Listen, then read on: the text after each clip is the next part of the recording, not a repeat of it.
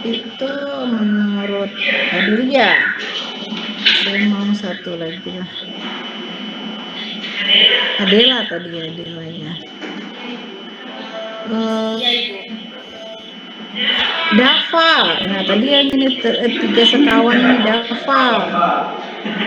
Dava, boleh Dava, apa bedanya kreativitas dan inovasi, Dava? Ibu. Dava, silakan.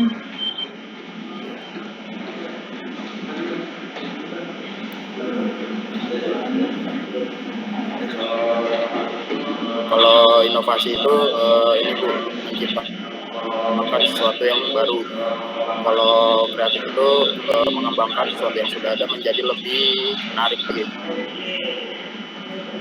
Oke, good. Untuk definisinya benar, coba contohnya. Kalau contoh mungkin itu ya, inovasi itu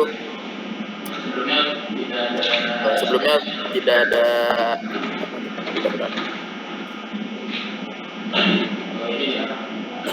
ini deh apa, dalam polisi nggak ada anjing polisi yang robot gitu, terus ada robot polisi gitu, itu buat inovasi. Sebelumnya kan nggak ada. Oke, benar. Kalau Kreativitasnya inovasi itu apa ya?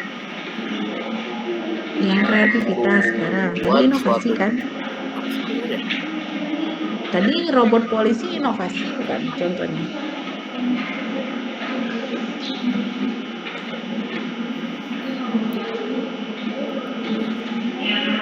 Yang robot polisi itu tadi contoh inovasi atau contoh kreativitas?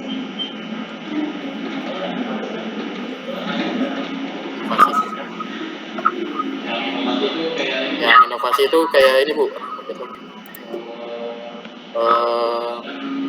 misalkan Enggak, tadi yang robot itu contoh inovasi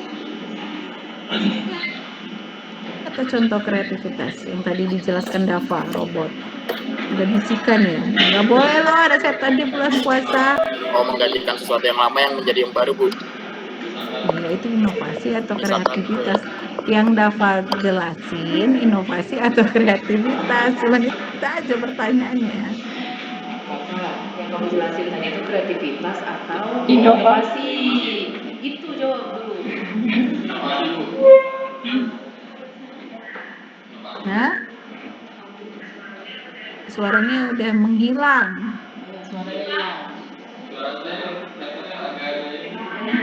Inovasi. Robot polisi itu adalah inovasi gitu ya. Nah, kalau kreativitas nggak dengar suaranya sama saya.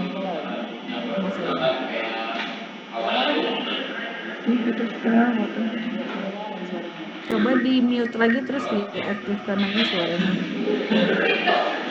Nggak dengar lagi suaranya. Punya si itu dulu, iya. Nah gitu, makanya jangan ada bisikan-bisikan dari sekitar, kan meracu suaranya hilang gitu tiba-tiba. Oke, ya inovasi create something new ya, betul-betul hal yang tidak ada sebelumnya. yang inovasi ada. Ini udah pindah di Facebook. Oke. Nah, yang inovasi itu misalkan kita tuh awalnya hanya alternatif dengan menjual makanan dalam bentuk nasi gitu loh. Itu kreativitas atau inovasi? Kreativitas. Oke. Ya, terima kasih ya Dava. Nah, yang seperti katakan Dava dan tadi Adela ya, inovasi itu adalah sesuatu hal yang baru, yang unsur kebaruannya originalnya itu 100% gitu ya. Contoh sederhana sekali, dulu nggak ada Gojek, nggak ada Grab. Grab itu adalah inovasi, dulu sekali tidak pernah ada itu. Kalau sekarang itu disebut inovasi. Terus kalau kreativitas, kreativitas dulu juga martabak itu dulu hanya kacang, keju, coklat gitu. Nah, misal pandan, ada martabak red velvet, ada juga martabak pizza, ekspansi yang lebih kreatif, yang lebih varian daripada yang sebelumnya. Tapi dia unsurnya sudah ada, dia mengembangkan unsur tersebut. Berarti yang inovasi dia ada create something new, ya original dan pure. Yang baru 100%, sedangkan yang kreativitas dia develop. Dia mengembangkan, tapi hal yang dikembangkan adalah yang sudah ada. Gitu. Awalnya itu Dunkin Donat.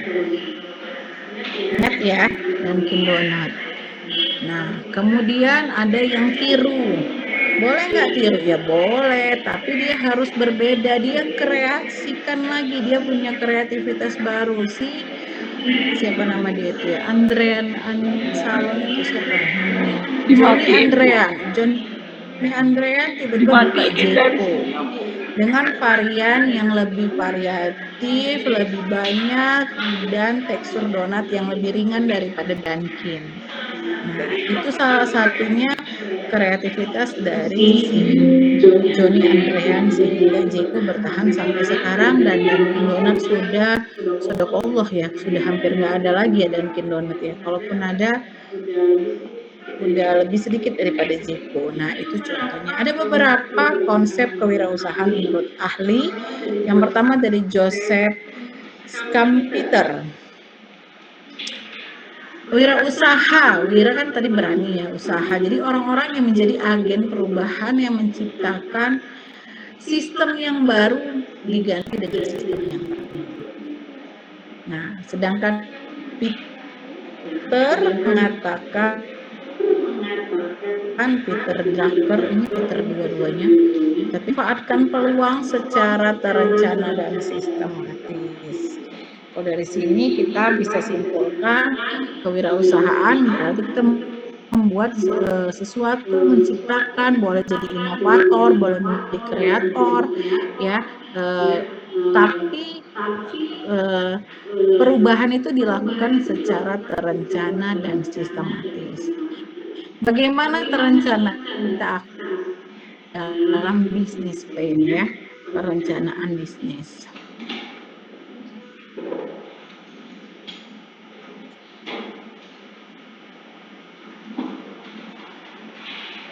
Kurang lebih sudah ada yang tahu di sini bagaimana perencanaan bisnis. Sudah ada yang belajar sebelumnya, atau sudah ada yang pernah melihat, observe, atau studi lapangan bagaimana melakukan bisnis plan. Ada?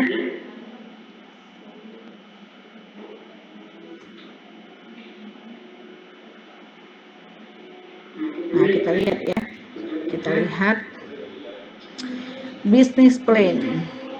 Nah, bisnis plan ini mencakup bagaimana memproduksi, terus analisa pasar, ya, kemudian perencanaan, ya, mulai dari perencanaan jenis usahanya, terus uangnya, terus pada siapa mau dijual. Di dalam perencanaan ini ada planning untuk keuangan, strategi marketing, nah sampai keberhasilan, sukses, faktor pendukungnya apa saja, dan butuh networking ya. Kenapa butuh networking? Untuk kita bisa punya pasar yang lebih besar, menjalin pasar yang lebih besar, menjadi komunikasi untuk mendapatkan pasar yang lebih besar gitu. Nah, ini adalah yang akan kita pelajari satu-satu ya. Strategi, goals, planning, success, sama teamwork. Nah, di planning itu nanti akan ada beberapa kita akan pelajarin. Nah, jadi kalau bicara bisnis plan, walaupun dia masih planning, tapi kita sudah antisipasi ini siapa yang akan beli, siapa pasar kita. Nah, dari mana orang bisa tahu kita punya usaha itu. Jadi antisipasinya memang harus sangat strategis. Nah, kita lihat ya satu persatu. Nah, kita akan lihat mulai dari nanti analisis ya, ringkasan eksekutif dari diri sendiri, terus kemudian sampai analisis keuangan. Nah,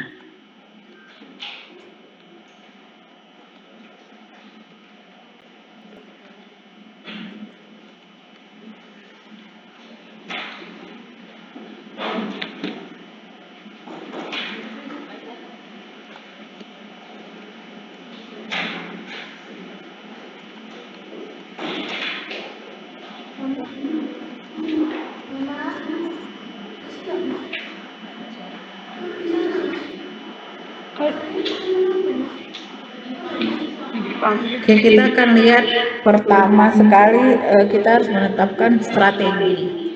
Apa yang mau kita buat, ya kan?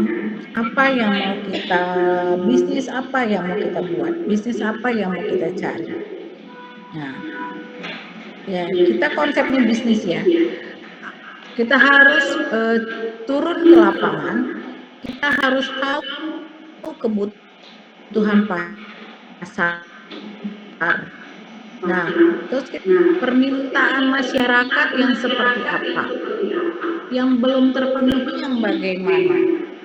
Terus adakah perubahan tren? Nah, jadi menurut si Joseph tadi yang menjelaskan teori kewirausahaan, ya munculnya inovasi dan kreativitas ini adalah dari memahami konsep peluang bisnis. Ya, kebutuhan pasar apa? Nah, masalah yang belum terselesaikan apa? Gitu. Contohnya dulu, misalnya ini contohnya. Dulu kalau kita mau beli garam aja di rumah kita nggak ada garam aja, si Dapa langsung dipanggil mamanya. Beli garam lah, padahal cuma tinggal garam, ya kan? Nah, dulu kalau kita mau kemana-mana atau apa yang kita mau, kita yang pergi mendapatkan mencari apa yang kita mau. Sekarang kita tinggal duduk aja di rumah 24 jam, apa yang kita mau terpenuhi. Nah, inilah yang disebut kebutuhan pasar. Pasar mau yang ekspres. Nah, terus karena perubahan tren sekarang ke digitalisasi, maka dibuatlah seperti gambar ini market digital. Tinggal pencet-pencet aja di Shopee, tinggal pencet-pencet aja di Tokopedia, mau yang satu hari juga pelayanannya langsung ada gitu. Nah, itu adalah karena kebutuhan pasar dan perubahan tren yang bisa dimanfaatkan gitu. Terus dulu kuliah, ini kalian kuliah di zaman sekarang ya. Dulu saya kuliah, belajar itu belum pakai PowerPoint, masih pakai sama dosennya dikasih proyektornya langsung yang kotak gitu kan, ditulis-tulis sama dosennya, terus pakai plastik laminating itu loh, kertas untuk laminating, kertas untuk jilid. Nah, nanti tulisan-tulisan dosennya itulah yang kami fotokopi untuk jadi bahan baca. Nah, kebayang kalau setiap ngajar dosen itu nulisnya 10 kertas sekali pertemuan, satu mata kuliah. Kali berapa mata kuliah, kali berapa kertas itu kami copy gitu misalnya, untuk dapatkan bahan dari dosennya. Kalau sekarang tinggal ketik aja di e-learning, LMS, Learning Management System sudah ada. Ada kan Learning Management System di tempat adik-adik sekolah kuliah kan.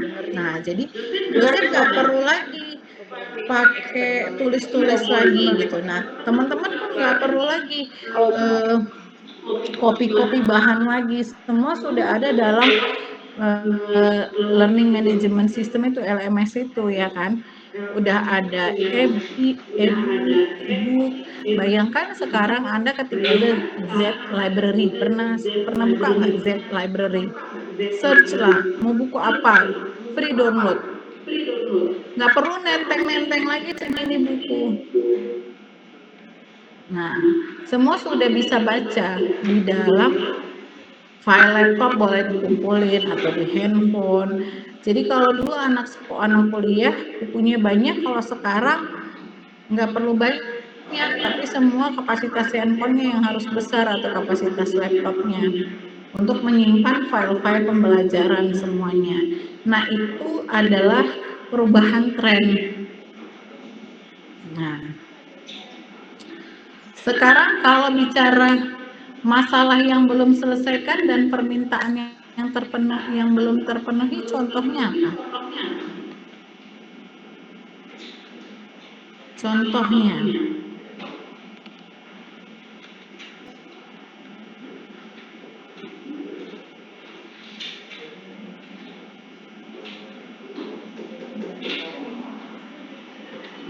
ada yang bisa kasih contoh? Masalah yang belum terselesaikan, permintaan yang belum terpenuhi.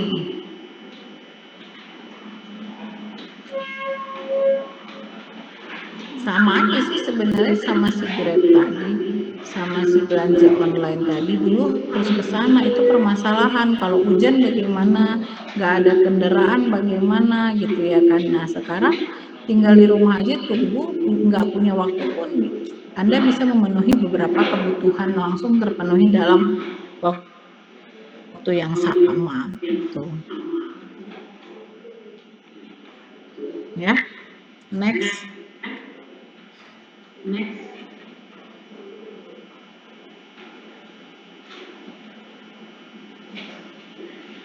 Nah, ini masih bagian dari strategi ya. Kalau tadi kita ingat ya, ini masih bagian dari strategi.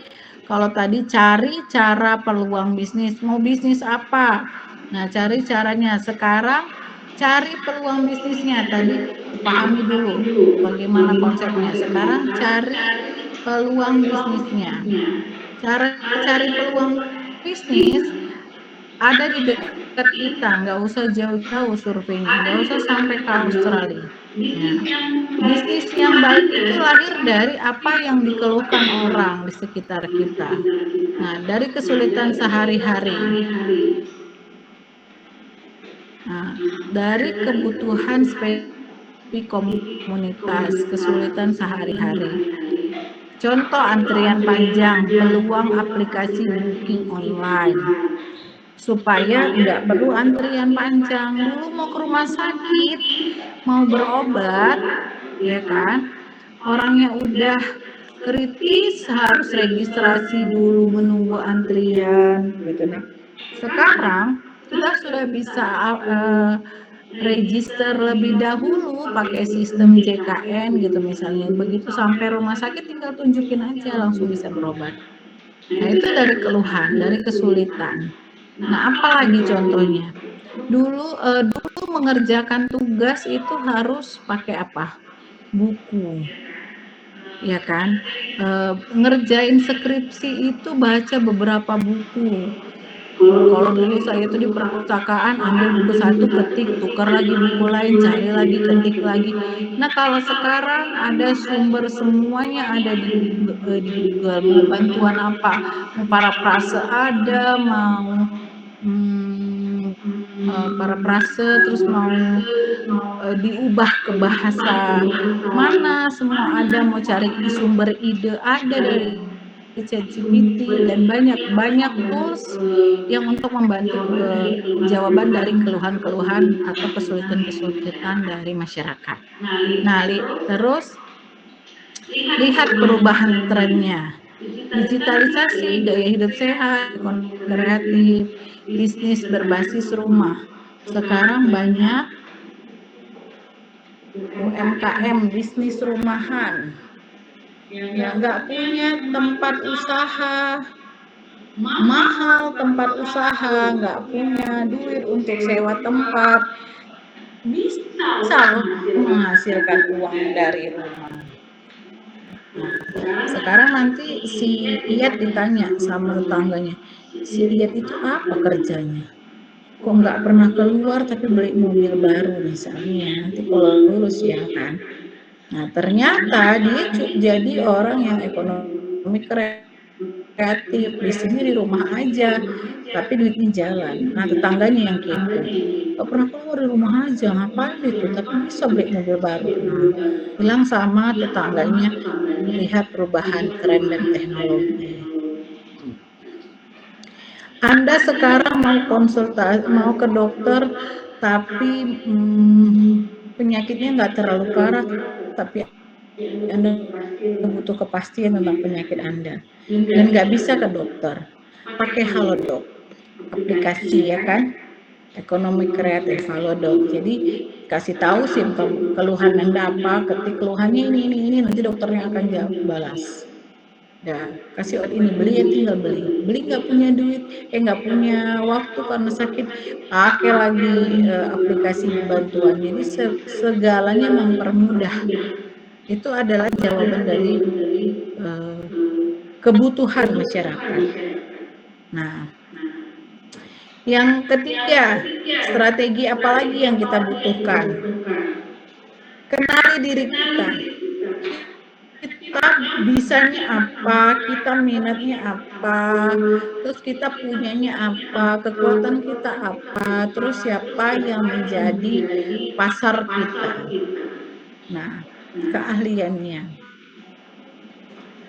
Kalau keahliannya cuap-cuap, bisa nggak, Bu? Bu, saya nggak punya modal, tapi keahlian saya cuap-cuap. Minat saya itu edukasi banyak orang, minat saya itu berbicara di depan banyak orang. Itulah kelebihan diri saya, Bu. Sumber daya yang paling saya miliki itu, Bu, modal pondok, ngomong doang. Bisa jadi duit, Bu. Bisa nggak menurut teman-teman? 306. Siapa di sini sekarang yang kerjanya ondok tapi menghasilkan duit? Contohnya, ada yang bisa kasih contoh?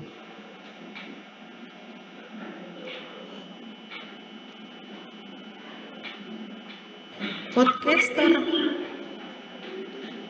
ya kan? Pernah nonton podcaster kan? Pembicara atau orang-orangnya suka ngasih pelatihan. Nah, jadi nggak selalu tentang modal gitu. Bisa pakai disebut dengan modal need. Apa itu modal need? Apa yang kita butuhkan, ya kan? Kemampuan kita akan menghasilkan uang. Nah, walaupun kita nggak punya uang mau usaha, nggak semua usaha pakai uang. Ada yang pakai networking, contohnya.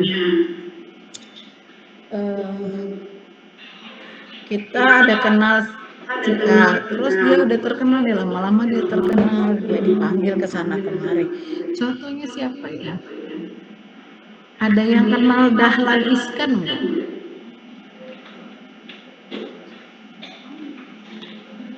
Itu dokter ya, dokter tapi dia suka kasih ceramah. Nah, awalnya dia kan muncul tuh, dia kasih tahu perbedaan anak perempuan dengan anak laki-laki gitu misalnya. Nah, dia banyak edukasi tentang neuroscience ya kan. Akhirnya orang tertarik dengan dia, modal dia cuap-cuap kan gitu. Nah, kesana kemari akhirnya dia jadi dipanggil kesana kemari gitu. Nah, itu contohnya gitu.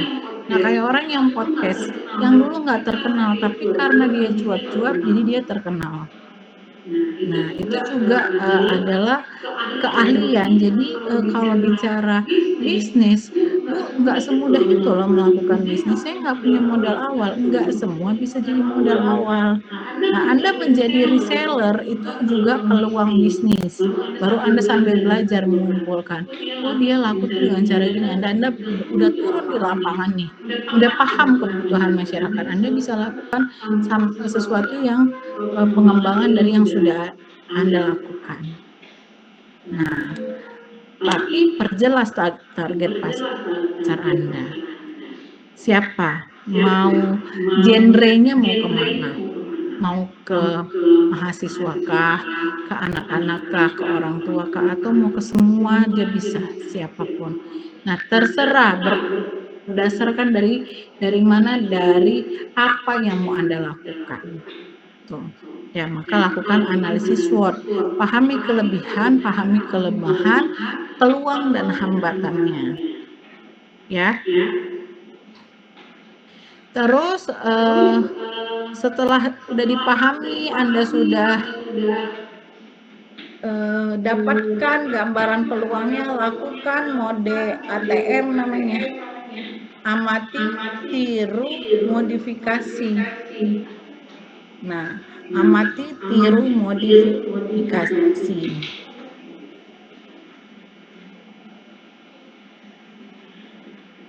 Nah, amati, tiru, modifikasi ini, lihat contoh yang sukses. Tiru konsep dasarnya. Modifikasi sesuai pasar lokal. Contoh sederhana.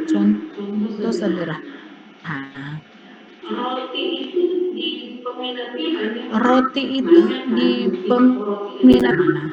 Nah, coba lihat roti yang untuk yang segmentednya itu adalah anak, roti seperti apa yang dikagumin. Nah, itu lihat roti yang sudah terkenal, oh yang seperti ini, tiru konsep dasarnya. Tapi kalau bisa setelah ditiru konsepnya bukan jualannya ya, bukan produknya yang ditiru. Nah, baru berkembanglah dari situ modifikasi tadi. Nah, itu di sini dibutuhkan kreativitas. Sesuai dengan pasar, mau dibuat mungkin lebih spesifik segmennya atau mau di perluasan produknya gitu. Brownies Amanda itu pertama kali mungkin sekitar tahun 2005 kayaknya ya. Di 2005 di Bandung. Dulu mau satu-satunya dia kreatif. Dia sebenarnya bukan inovasi ya, karena kan brownies itu udah ada. Cuman brownies dengan cara dikukus, dia itu yang pertama. Jadi awalnya cuman yang original aja. Nah, terus akhirnya banyak penirunya kan, brownies yang dengan merek lain gitu. Nah, jadi boleh sebenarnya meniru tapi konsepnya. Terus brownies ini laku, saya cobalah. Nah, dia kembangin lagi, ada brownies yang sekarang dicampur apalagi, ada yang dengan roti lah bercampur, ada yang macam-macam, ada yang bukan roti, pastry. Kalau udah mulai Nah, PKR, itu dia. baru Bu. Nah, kemudian apalagi contohnya? Contoh, amati, tiru, modifikasi. Sekolah sekarang trennya orang tua itu nyekolahin anaknya ke swasta yang dinilai stigmanya masyarakat lebih bagus daripada pemerintah. Sekarang jadi lebih banyak trennya anak-anak itu dimasukkan ke sekolah swasta. Nah, ternyata banyak yang berbasis SDIT kan, Islam terpadu lebih banyak daripada yang nasional, yang kurikulum nasional. Dia lebih laris dengan kurikulum Islam terpadu. Nah, banyak akhirnya sekolah-sekolah lahir dengan konsep seperti ini. Karena meniru dan modifikasinya mungkin yang di sana pakai kurikulum ini, dia buat lagi kurikulum yang berbeda tapi konsepnya sama. Nah, gitu. Setelah itu lakukan riset pasar sederhana. Ya, riset pasar sederhana nggak usah jauh-jauh sampai turun ke pasar gitu, bukan ke pasar tempat belanja ibu-ibu, bukan. Lingkungan kita aja. Ya, buatlah coba observasi atau wawancara. Gitu. Kalau saya ditanya, kalau sekarang ada ide usaha, ibu mau usaha apa? Ibu butuh apa? Gitu misalnya. Saya butuh pagi-pagi itu makanan anak-anak yang untuk ganti catering. Nah, Saya butuh kalau misalnya pagi saya lewat sekolah anak saya ada jual tuh catering anak-anak yang agak kekinian misalnya. Jarang ini adanya gitu ya misalnya. Tapi bisa untuk catering anak-anak. Nah, saya misalnya butuhnya itu. Misal. Baru boleh googling ya. Googling juga di trending masyarakat apa. Nah, kemudian setelah keudahnya ya, ingat ya, yang pertama buat strategi. Strategi itu dari memahami konsep bisnis, cari peluang bisnis, kenali diri, silahkan lakukan amati tiru dan verifikasi, kemudian lakukan riset pasar. Udah punya nih, akhirnya kita punya ide, kita mau usaha A. Nah, jangan lupa kita buat manajemen keuangan dan manajemen resiko. Ya, harus ada mitigasinya ini, mitigasinya. Sampai mana kita punya kekuatan keuangan? Terus apa yang terjadi kalau ini tidak seperti yang kita pikirkan? Harus ada manajemen risiko. Nih mahasiswa keselamatan kerja nih biasanya udah bisa lah ya buat manajemen risiko ya. Manajemen risiko dari produk, finansial, pemasaran. Nah, udah ya, Jadi akhirnya tadi kita sudah dapat ide.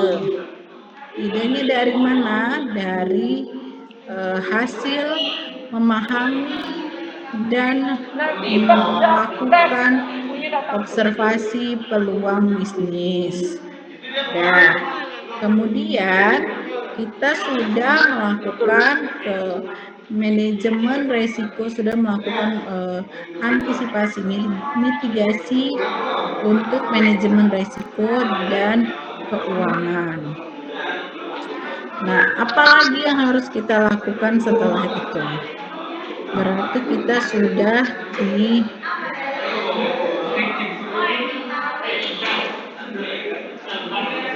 kita sudah cek ya. Nah, kita sudah lakukan di rencana operasional dan ringkasan itu ke upaya strategis tadi ya, strategis yang 5 tadi. Analisis pasar juga sudah, keuangan juga sudah, kita masuk ke strategi promosinya, terus masuk ke strategi promosi. Siapa yang mau beli produk kita tadi kan, ada kan itu. Nah, masuklah kita. Nah, strategi promosi itu ada 4P namanya. 4P strategi promosi. Product, price, place, promotion. Kalau produk berarti kita jual produknya yang mau kita promosikan. Kualitas misalnya, sehingga ada yang kualitasnya mahal pun dibeli orang. Contoh tas branded, karena dia jual kualitas, orang udah tahu kualitasnya. Jadi dia nggak perlu cari pasar, dia punya segmented pasar ya, yang spesial. Nah, orang nggak perlu dia promo banyak, tapi ketika dia promo, orang itu sudah tahu kualitasnya karena dia jual kualitas. Ada yang jual harga murah, gitu kan? Harganya murah, pemilihannya kenapa dibeli karena murah. Ada yang jual tempat, lihat aja tren pertumbuhan coffee shop ya sekarang, atau kafe. Sekarang lagi orang trennya makan di luar, nongkrong di kafe. Nah, ada yang datang karena memang makanannya enak, kualitas makanannya enak walaupun mahal didatangi. Ada yang datang karena itu murah, ada yang place di situ tempatnya nyaman,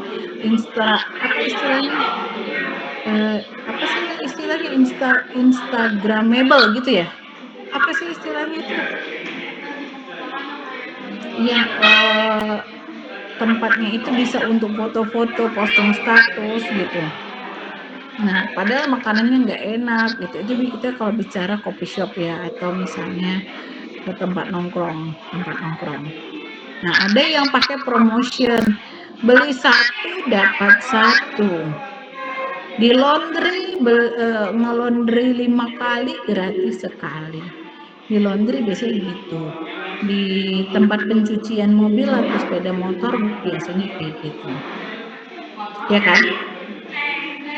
Nah, tentukan promosinya mau seperti apa. Jadi ada 4P ya, product, price, place, promotion. Nah, kemudian inilah detailnya produk 4P marketing strategis. Ya, produk. Nah, bisa didesain, kemasannya lucu, menggunakan bahan premium, misalnya kalau untuk kopi. Kalau di harga ada diskon, ada launching hanya seminggu, midnight sale. Nah, gitu. Terus untuk tempat gampang diakses ya, itu juga. Terus ada diskon. Jadi kalau udah begini sudah bisa sudah mulai terbayangkan ketika mau membuat usaha, planningnya apa saja yang harus dilakukan, kemudian sudah bisa tulis proposalnya, ya proposal usahanya. Nah kalau udah tulis proposal usahanya, silahkan tulis apa yang harus ditulis, ada aspek-aspek yang saya jelaskan tadi. Baru kita evaluasi sendiri, apakah ini layak. Nah, apakah gunakan 5 pertanyaan pamungkas ini. Apakah ada orang yang mau beli? Apakah mau bayar dengan harga segitu? Apakah saya mampu untuk meregulasi usaha ini? Terus apa yang menjadi nilai jual dari produk-produk yang ada dibanding produk itu apa? Nah, dengan itu apakah bisnis ini bisa tetap survive? Nah, kalau ini sudah dianalisis semuanya, jadilah satu perencanaan bisnis yang komplit yang untuk siap dijalankan. Nah, sehingga kita bisa ringkaskan inilah langkah-langkahnya. Nah, ya, sudah dijelaskan dari masing-masing moderator.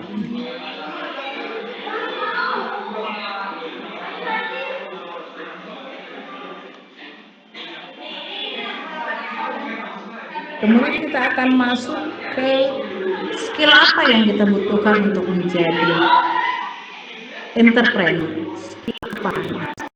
Skill apa? Kita akan lihat dulu perbedaan konsepnya. Kita konsepnya mau jadi pengusaha, bukan pedagang. Ya, pahami dulu konsepnya. Pahami dulu sebentar ya.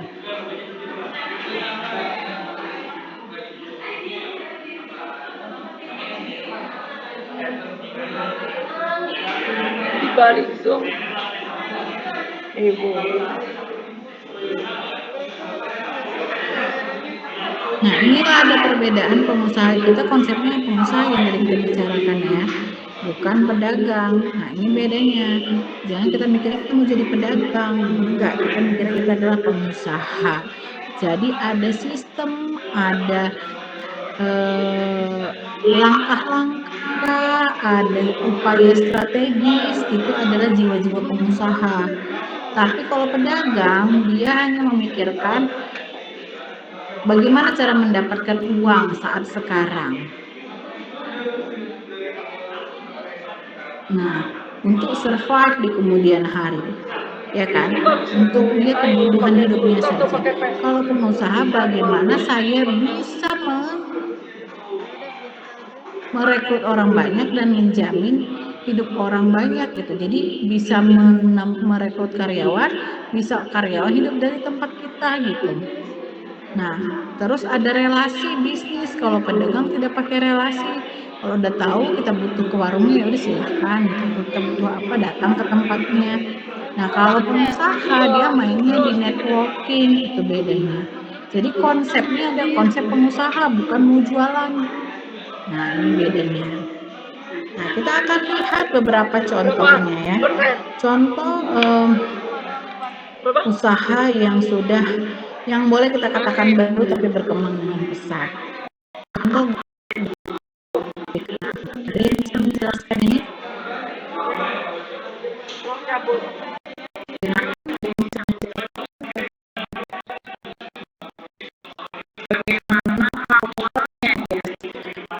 Usaha ini sampai perkembangannya. Fauzul Azmi. Fauzul Azmi ada.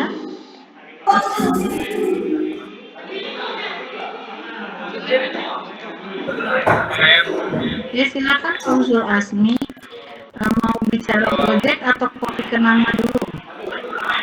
Mau bicara Gojek. Nah silakan. Untuk awal perkembangan Gojek sendiri kan dulu banyak pro kontranya sendiri ya, karena kan Gojek ini kan berbasis aplikasi. Tentunya banyak pengenalan dulu dari lingkungan masyarakat, apalagi perkembangan Gojek pada saat itu pada masa pandemi COVID ya. Jadi peran Gojek ini sangat awalnya struggle gitu, namun lama-lama masyarakat tahu kalau misalnya Gojek ini banyak manfaatnya, baik itu secara online dan sekarang pun juga berkembang baik dari GoFood, paket dan lain sebagainya. Mungkin itu dari saya. Oke ya, analisis yang baik ya. Jadi dia ada diversifikasi ya dari yang tujuan awalnya hanya untuk layanan antar ya kan, layanan antar kendaraan dan makanan. Sekarang sudah banyak aplikasi tambahannya. Nah, Gojek ini bahkan di salah satu saya pernah baca di salah satu harian di Jakarta ini adalah sudah jadi sebagai sumber mata pencarian ya, dan memang bisa survive dari sini. Gitu. Bukan kalau dulu orang kan ngegojek tuh di luar dia bekerja, sorenya Gojek atau sampingan lah ya, side job. Kalau sekarang dia adalah main jobnya. Nah, itu. Silakan yang mau bicara kopi kenangan, pastinya yang pernah minum kopi kenangan dan datang ke situ ya. Siapa di sini yang kopi mania? Dia Anindita, bagus ya namanya.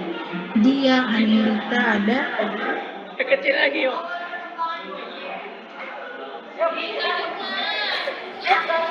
Ada dia Anindita. Nah, silakan dia. Pernah minum kopi kenangan dia? Kopi kenangan? Oh, pernah Ibu. Pernah. Coba kasih menurut pandangan sebagai konsumen, bagaimana kopi kenangan? Raihan, kopi mania Ibu. Kalau setahu saya itu dia mulai minumnya dari gerai-gerai itu Bu. Terus sekarang dia juga udah punya aplikasinya, jadi bisa online juga.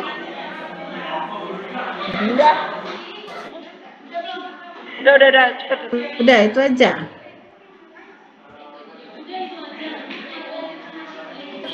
Iya Ibu. Oke. Dan kopi kenangan sekarang sudah ada di Malaysia ya. Tapi orang Malaysia nggak boleh franchise. Dia memang menjaga originalnya dari Indonesia. Jadi ada yang kemarin tanya saya, dia kopi mania tapi di Malaysia dia rasa itu nggak enak ya, kopi yang enak itu Indonesia.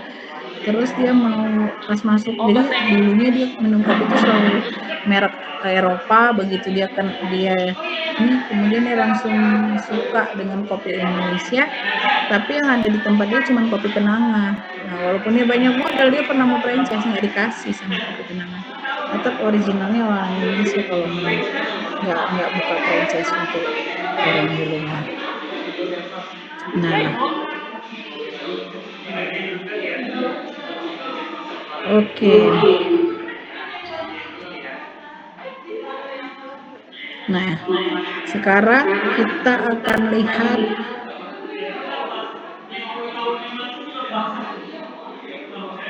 teman-teman lakukan ini di sini ada berapa ya? 24 ya. Udah biasa berkelompok kan? Suruh kelompok yuk. Udah biasa berkelompok ya? Sudah Ibu. Teman-teman buat 3 kelompok saja, 3 kelompok. Lakukan analisis ini tapi hanya dalam 15 menit bisa ya. Ininya soalnya adalah saya perjelasin.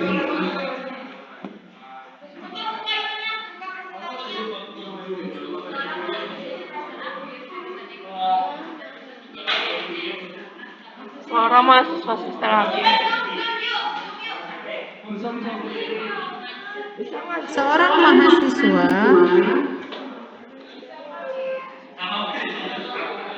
Seorang mahasiswa semester akhir jurusan ekonomi bercita-cita menjadi pegawai negeri sipil karena stabilitas pendapatan ya. Kemudian dia sudah menunggu pembukaan PNS hampir 1 tahun belakangan ini. Pertanyaannya kan nggak mungkin dia nunggu terus kan.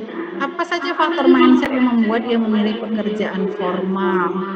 Bagaimana sistem pendidikan dan lingkungan sosial berperan dalam pembentukan mindset? Tadi sebenarnya sudah saya jelaskan ya. Bagaimana kurikulum dan learning outcome-nya. Nah, kemudian apa risiko dan peluang jika dia berubah ke mindset job creator. Jadi dari yang mindsetnya job formal jadi job creator. Dan buatkan rencana aksi 30 hari agar dia bisa mempelajari dasar kewirausahaan. Kalau ini kita ganti aja ya. Buatkan rencana aksi jenis usaha yang bisa dia lakukan. Usaha yang bisa dilakukan berdasarkan kebutuhan pasar dan teknologi. Karena sekarang berbasis teknologi. Karena sekarang digitalisasi maka lebih kebutuhan pasarnya karena teknologi. Nah, teman-teman ini 238 ya. Lakukan dalam 10 menit aja ya, karena kita jam 3 kan selesai. Habis itu kita diskusi, 10 menitnya kita diskusi, bisa lah ya. Oke, langsung poinnya saja ya. Langsung poinnya saja. Silakan bentuk kelompoknya sendiri dan dikerjakan dari sekarang di 2.50 kita selesai diskusi, langsung kita diskusi kelompok, lanjut kita diskusi di dalam web apa ini? Jimit. Ya, silakan Raihan Syafiq.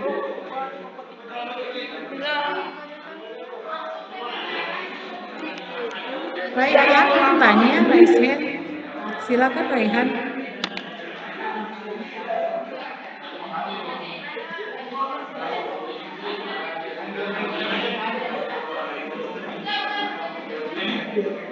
Nggak mau tanya ya Raihan ini.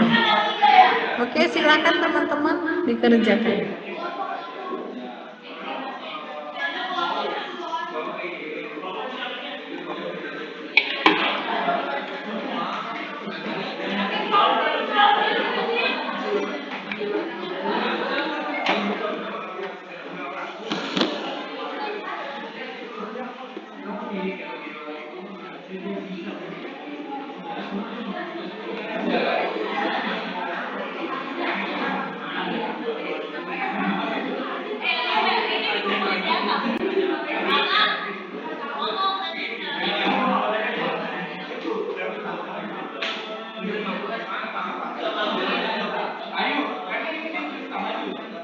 Enggak disampein.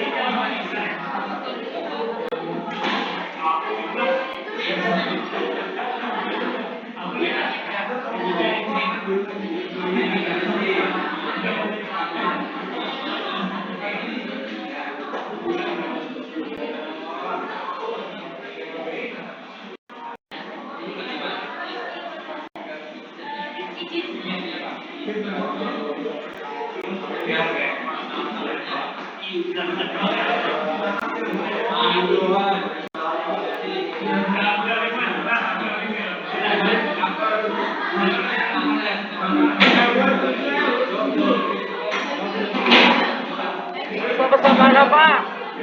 Ah, bukan ini soal prioritas.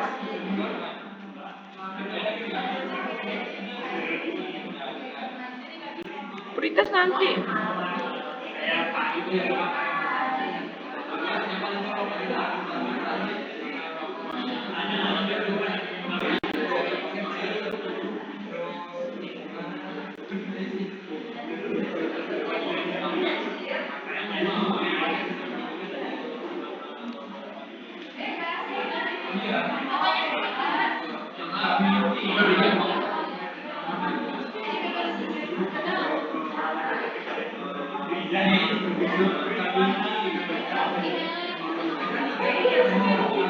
Apa?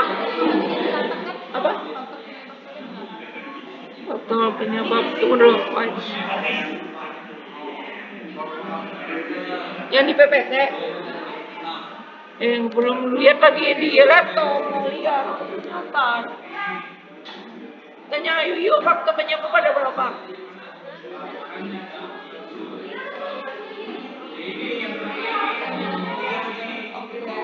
Oi.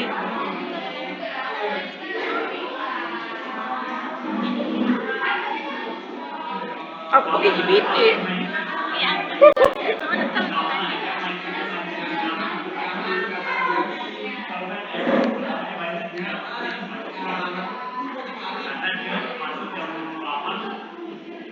Tuliskan nama Aksenio yang hadir. Ini.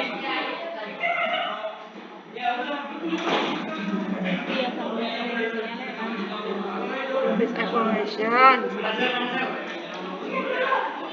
Tegang. Sabar.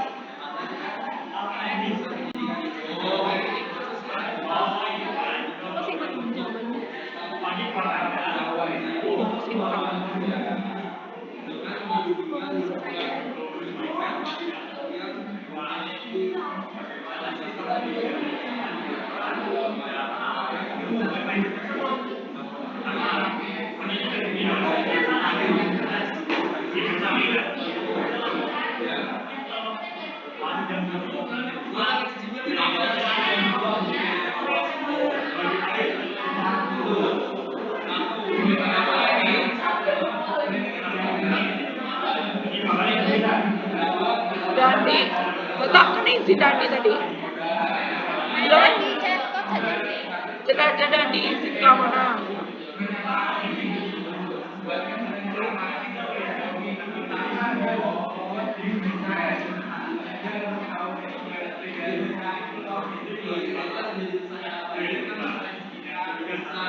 Job check apa? Apa?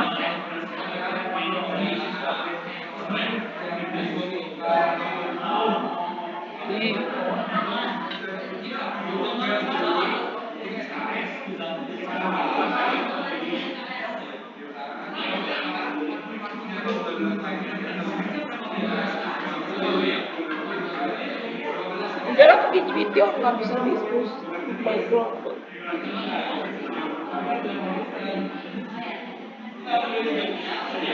Udah. Ayo harus kayak gitu yo.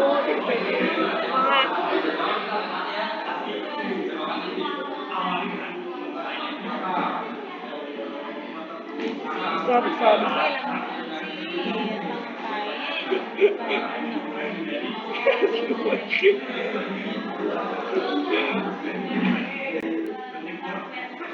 Sumpah gak jelas.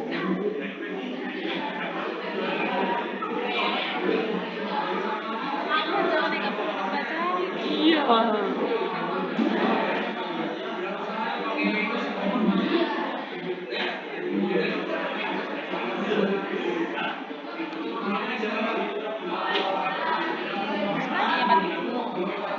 Mana?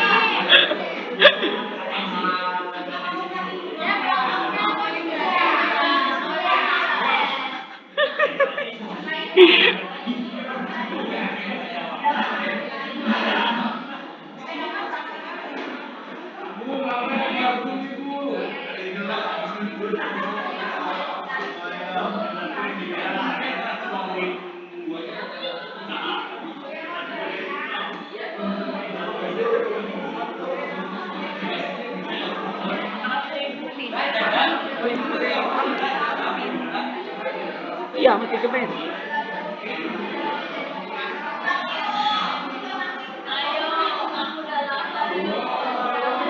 Ayo. Yo.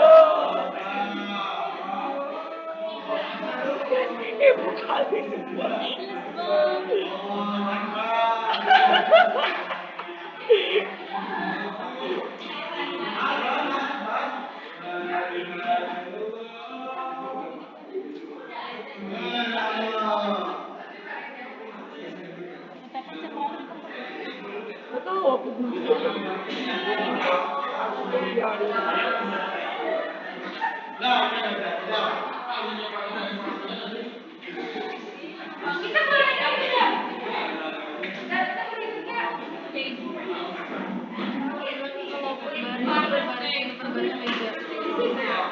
Kan bilangnya gini kan tugas saya ketika kelompok Yoda ini kelompok biar nggak ngososin bilang yo di grup.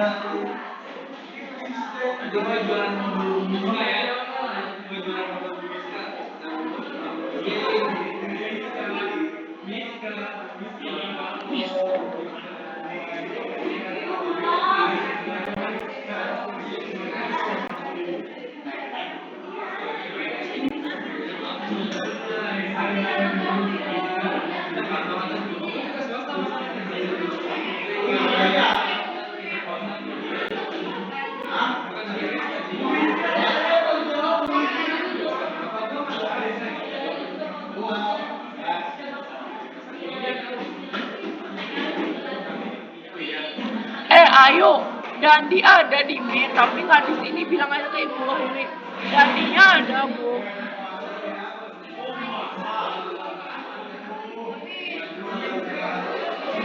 Apa? Iya. Oke teman-teman, sudah habis waktu kita. Silakan kelompok 1 mendiskusikan hasil jawabannya diwakili oleh siapa? Belum selesai ya?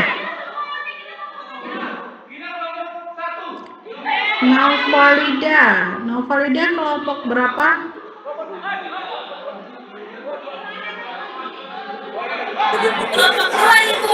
Kelompok 2. Silakan Nova mewakili teman-teman dari kelompok 2. Halo kelompok 2. Luar biasa ya semangatnya di jam 3. Silakan kelompok 2. Apa faktor mindsetnya simpel saja?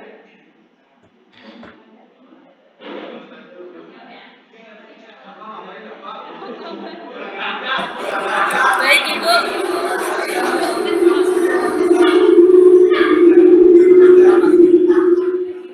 Baik Ibu, jadi ini hasil dari diskusi kelompok kami.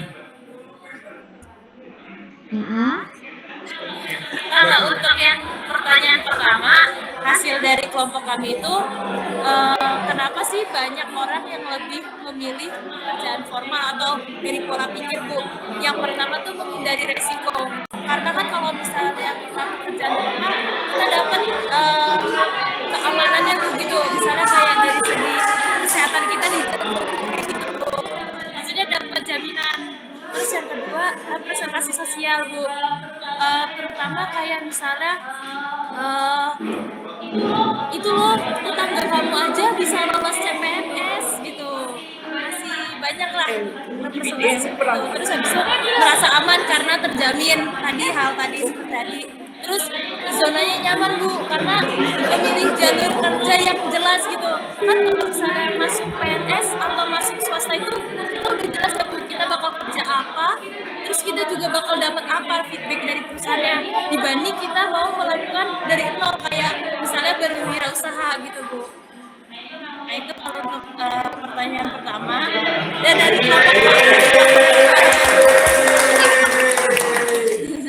nah kalau untuk jawaban kedua, bagaimana sistem pendidikan dan lingkungan sosial berperan dalam pembentukan mindset. Nah, yang sampai saat ini dirasain ya Bu, kayak misalnya di dalam lingkup pendidikan itu masih banyak kurikulum yang lebih mempersiapkan jadi kita seorang tenaga kerja Bu, daripada kita membuat pekerjaannya. Kayak contohnya kita di sini Bu, kurikulum kewirausahaan aja ditaruh di semester terakhir. Dan itu cuman berapa? Semester aja Bu, dan 2 SKS. Lalu selanjutnya ada tolak ukur keberhasilan diidentikan dengan diterima kerja, bukan menciptakan lapangan pekerjaan. Kalau lingkungan sosialnya sendiri itu biasanya ini sih Bu, pertama tuh keluarga. Mungkin kayak ibu bapak kita PNS atau ibu bapak kita sudah juga didorong untuk bekerja yang jadi tenaga kerja yang sama gitu Bu. Terus habis itu minimnya role model pengusaha sukses di sekitar area kita. Gitu sih Bu. Oke, good ya. Untuk jawabannya saya suka jawaban kelompok 2. Ya, nanti PR ya Novalinda ke Bu Ayu, mungkin boleh dihadirkan tokoh-tokoh HIPMI ya, pengusaha muda untuk jadi insight, untuk jadi apa ya namanya, reinforce lah, penguat untuk lebih nekat berusaha. Bu Ayu mungkin PR yang nanti ya. Oke, untuk kelompok 1 silakan jawab nomor 3. Makasih kelompok 2, good job.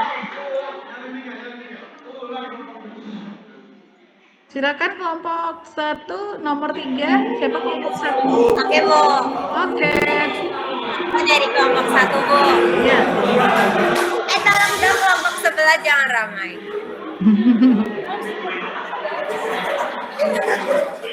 Loh, ini supporter di kelompok 2 udah balik ke sini. Silakan Oke Bu. Nomor 3 dijawab soal nomor 3. Suara di TV-nya gede.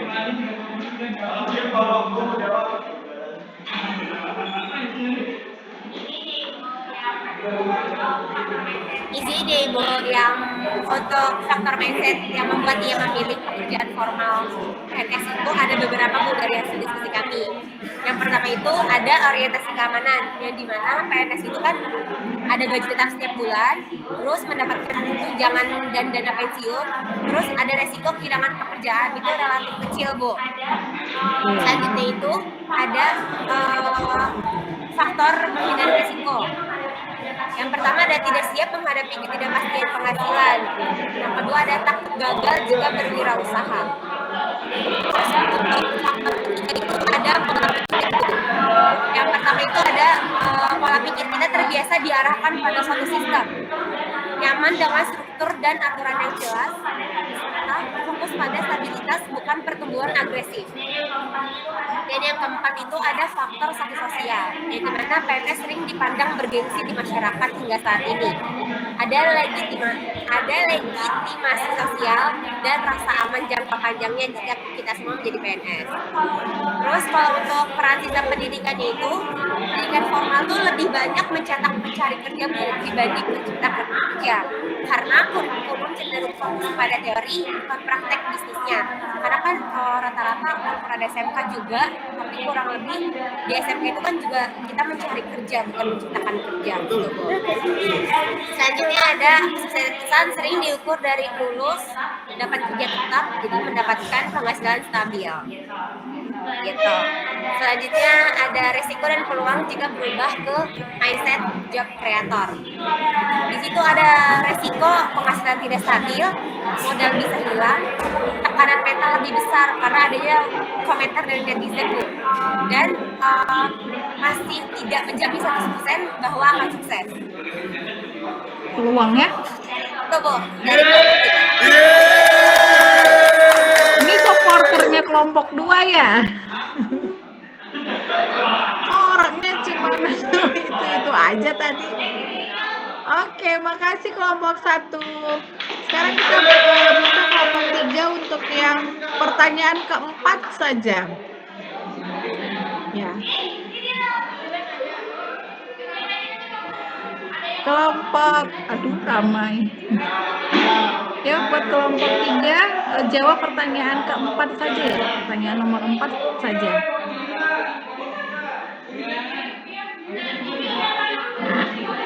Ada kelompok 3?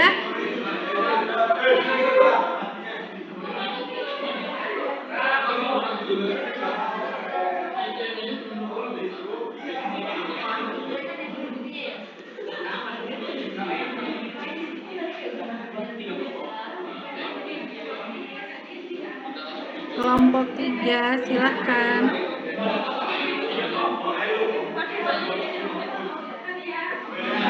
Sebut aja kurang lebih usaha apa yang bisa dilakukan. Ada kelompok 3, silahkan.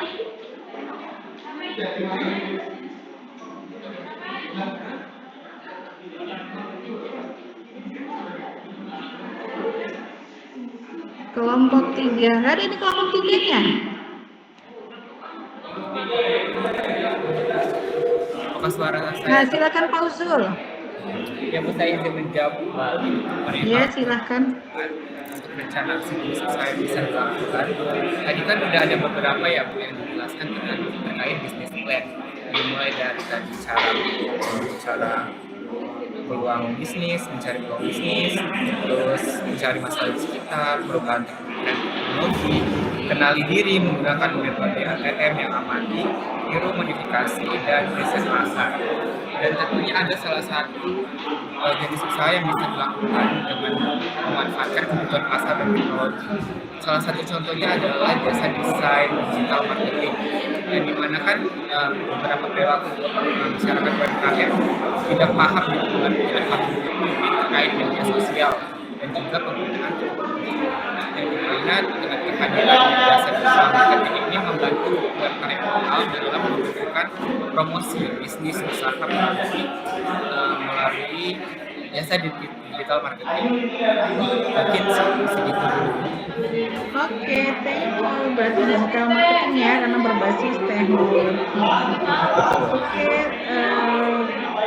teman-teman semuanya, waktu kita sampai pukul 3 ya.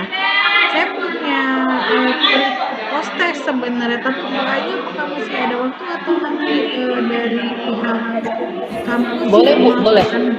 Boleh apabila Ibu berkenan, boleh. Oke, teman-teman, kita ini untuk jawabannya nanti mereka kirim ke Ibu Ayu atau bagaimana? Ada 10 soal. Itu melalui apa ya Bu? Kayaknya Menti saya nggak bisa jalan Bu, nggak bisa share. Tadinya pakai Mentimeter, ini jadinya pakai slide Bu. Oke, kalau pakai slide nanti dari saya nanti bisa saya sampaikan ke Bu Miska. Boleh seperti itu? Oke, makasih Bu. Teman-teman kita silakan kuis ya. Saya share dulu.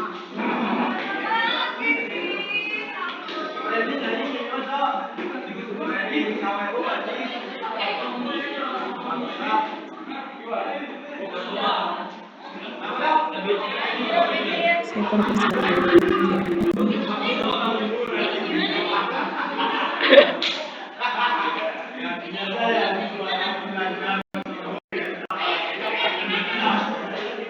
Oke, kita akan mulai kuis waktu 1 menit, nggak nyampe sih 30 detik aja untuk satu soal. Ya, silakan untuk pertama sekali soal di nomor 1. Tulis saja di lembar jawaban ya, di kertas lembaran masing-masing boleh di capture dari ke Bu Ayu ya. Silahkan.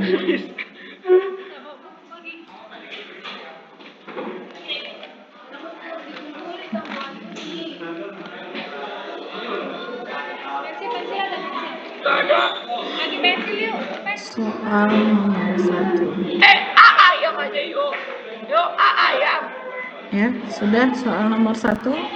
Jika pesaing memiliki harga lebih murah, strategi yang tepat adalah A. Menyerah, B. Meningkatkan nilai tambah produk, C. Mengurangi kualitas, dan D. Menutup usaha. Bebek.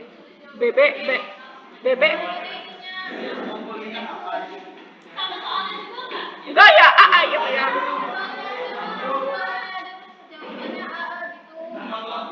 Oke, next.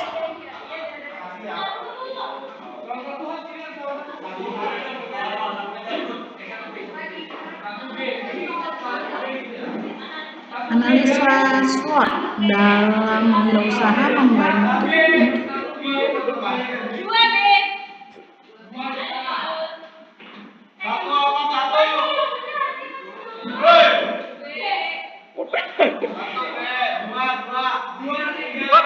membantu dalam B.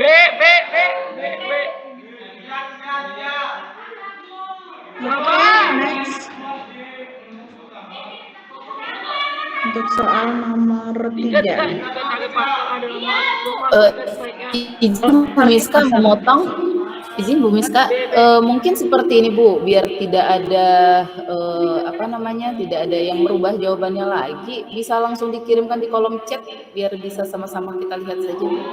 Takutnya nanti kalau sampai ke saya itu udah benar semua nggak sih? Kalau begitu langsung di kolom chat. Ya, karena masih nomor 3 kan ya, jadi sepertinya masih sempat untuk buat 1A, 2B misalnya seperti langsung itu. aja buat 1, 2, 3 jawabannya ya, berarti ya. Ya. Jawaban Ya. 1, 2, 3. Silakan. Komentar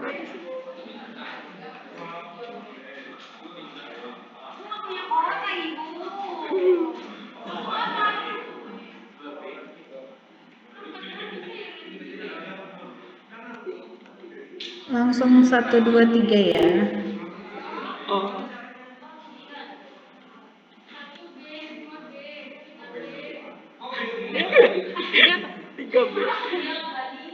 Ini semua jawabannya B, 1, 2, 3, B. Oke, kita sudah ya, kita next ke pertanyaan keempat.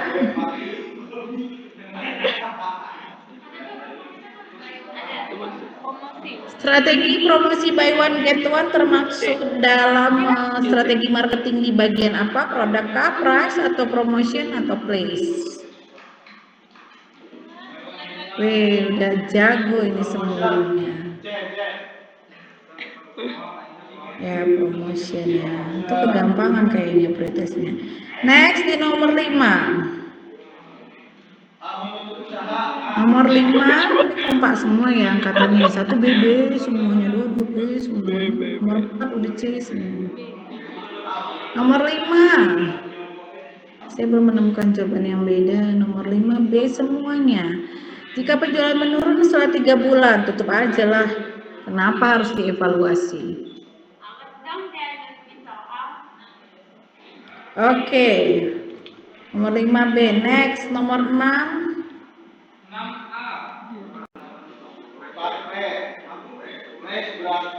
Gampangnya nomor 6 dalam 4P untuk bagian promosi place artinya adalah place.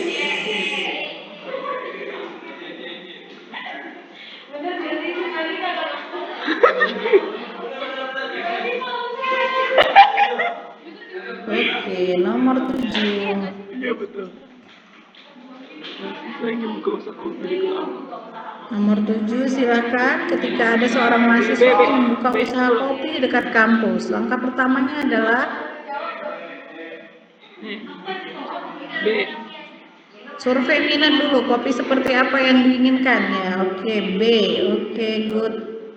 Next, kita masuk ke nomor 8. Contoh peluang bisnis berbasis masalah. Nomor 8, contoh peluang bisnis berbasis masalah.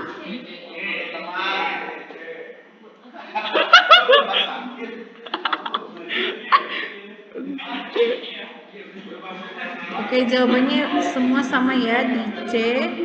Membuat aplikasi antrian rumah sakit. Ya.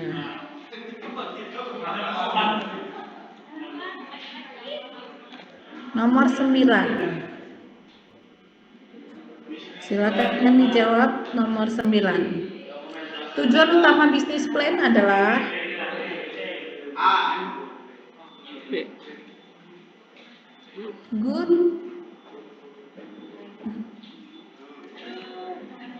Oke. The last question. Segmen pasar berarti arti segmentasi pasar tadi ada dalam penjelasan saya, berarti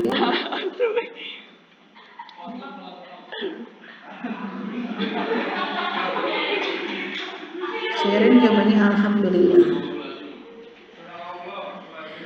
Oke. Ya, selesai untuk kuis kita. Alhamdulillah semua sudah keluar dari sini. Terima kasih ya teman-teman, semuanya punya jawaban yang baik. Jempol untuk kalian semua nih, sebanyak-banyaknya saya kasih jempol. Oke, baik. Terima kasih Bu Miska Apriani. Terima kasih Bu Ayu. Saya tutup dengan assalamualaikum warahmatullahi wabarakatuh. Mudah-mudahan ini menjadi langkah awal untuk semua bisa sukses di bidangnya masing-masing. Assalamualaikum.